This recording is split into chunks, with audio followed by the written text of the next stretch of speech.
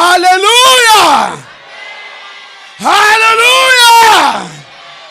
Voilà, ça commence à venir. Nous allons lire Matthieu chapitre 13, 24 à 25. La Bible déclare: le royaume des cieux est semblable à un homme qui a semé la bonne semence dans son champ. Et la Bible continue en disant au verset 25: pendant que les gens dormaient, l'ennemi est venu semer la mauvaise semence. Et peut-être en 2024, tu as reçu beaucoup de mauvaises semences. En décembre, tu as reçu beaucoup de mauvaises semences. Et tu es assis là, chargé de mauvaises semences. Et je veux que tu comprennes, aussi longtemps que tu es chargé de la mauvaise semence, tu ne peux pas réussir. Tu ne peux pas accélérer. Tu ne peux pas devenir. Tu ne peux pas aller en classe supérieure. Tu ne peux pas être obéissant. Tu ne peux pas être agréable à Dieu. Tu ne peux pas être agréable à tes parents. Tu ne peux pas être utile entre les mains de Dieu et entre les mains de qui que ce soit. Parce que quiconque reçoit la mauvaise semence est désormais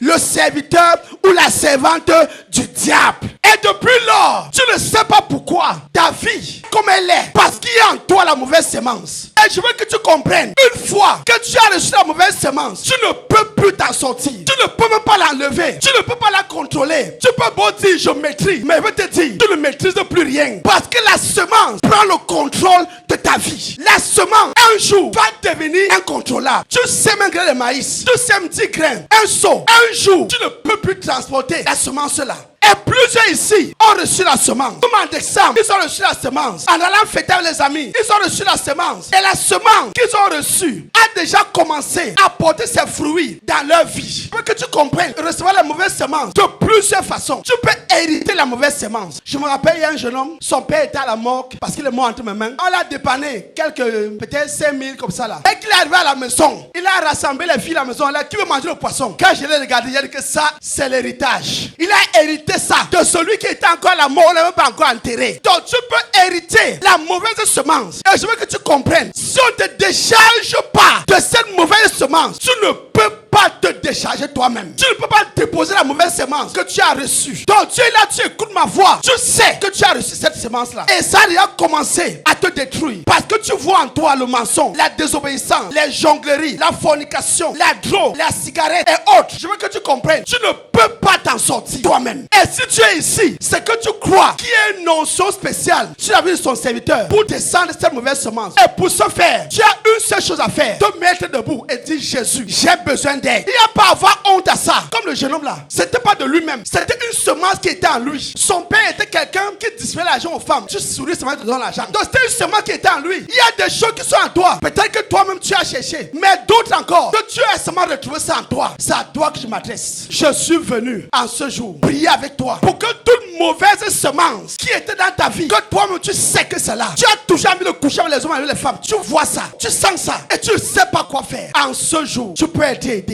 Alors mets-toi debout, on va prier. Tu sais que la semence là est en toi. La semence là est en toi. Tu ne dors pas. Tu fais tout ton cœur est au film porno. Tu fais toute ta vie. Tout le que vers le mal, tu vois ça. Tu ne peux pas t'en sortir toute seule. Est-ce que je peux prier avec toi? Lève la main, on va prier. Lève la main, n'aie pas honte. Lève la main, lève-la plus haut. Lève la main, nous allons prier. Parce que dans l'esprit d'accélération, toutes les mauvaises semences doivent sortir de ta vie. Alors si tu es conscient qu'en toi, il y a une mauvaise semence qui doit sortir, mets-toi debout. Prochaine chose, avance rapidement, prie. Pendant que tu avances, commence à penser à comment cette semence-là, cette mauvaise semence, a pris le contrôle de ta vie. Et qu'aujourd'hui, Jésus doit prendre le contrôle de ta vie. Le mensonge doit sortir. La duplicité va sortir. Tout ce qui n'est pas de Dieu doit sortir de ta vie. Parce que la mauvaise semence là va tuer la bonne semence que ton leader, que ton père, que tu es venu écouter, a déjà déposé en toi. Ou alors est sur le point de déposer en toi. Tout de suite là, nous allons tuer cette mauvaise semence en eux. Dépêche-toi, donne encore 1 minute. Avance. Laisse ton voisin qui a honte, ta langage. Mais toi, qui veux te décharger cette mauvaise semence, avance ici devant. Même si ce n'est pas citer ta mauvaise semence, ça peut être Paul monnaie magique, ça peut être ceci ou cela que tu connais. Ce n'est pas quelque chose qui t'est caché. La mauvaise semence n'est pas cachée, c'est en toi. La mauvaise semence vit et tu peux voir ses effets. Tu peux voir comment aujourd'hui, les choses qui n'étaient pas là hier, tu peux les retrouver dans ta vie aujourd'hui. Et ça commence à prendre le contrôle. Et ça commence à gêner ta vie, à déranger ta vie, à déranger tes voisins, à déranger ton père et ta mère, à déranger ceux de ta maison. Tu peux voir ça. Quand l'enfant pisse au lit, ça ne dérange pas que l'enfant là. Quand ça sent dans la chambre, tout le monde sent l'odeur. Vrai ou faux? Parce que Jésus va détruire en toi cette mauvaise semence. La semence là, tu peux la voir vois, ta mère a accouché à la maison, tes oncles ont accouché à la maison, tes tantes, même chose. Et toi-même tu vois comment ta part, tu commences à courir après les hommes, sans le vouloir. Tu as seulement envie d'aller avec les hommes. Et j'avais dit à une de mes filles, on était au Grand Moulin, tu as vu ta mère, c'était la même chose. Ta soeur même a accouché à la maison. Tu t'as mis, ton tour va arriver. Et je peux te dire qu'au jour d'aujourd'hui, il y a de ça plus de 10 ans, je lui ai dit ça. On était au Grand Moulin en 2010. Et dans son cas, elle a soit hérité, soit elle a cherché. Donc écoute-moi bien. Si tu te lèves pas, ça te regarde, nous allons prier. Donc toi qui es ici devant, tu vas ouvrir ta bouche. Tu vas prier comme quelqu'un qui est désespéré. Ta prière ne me convainc pas, ça ne convainc pas Jésus. Que ta prière te convainc toi-même. Comme quelqu'un qui est désespéré. Dis-moi, Seigneur Jésus, me voici devant toi. Je me suis levé parce que je reconnais qu'il y a la semence de l'ennemi dans ma vie. Alors aujourd'hui, je suis debout afin que tu détruises en moi cette mauvaise semence.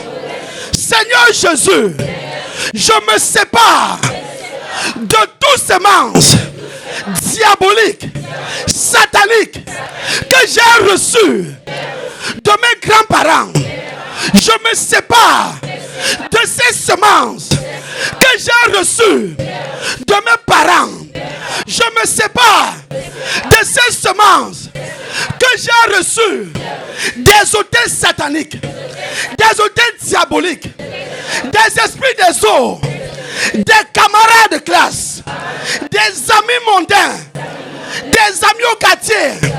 Seigneur Jésus, je viens déposer sur cet autel cette semence que j'ai reçue, qui avait déjà commencé à prendre vie à moi. Seigneur Jésus, par ta puissance, par ton feu, que cette semence se détruise dans ma vie maintenant, dans le nom de Jésus.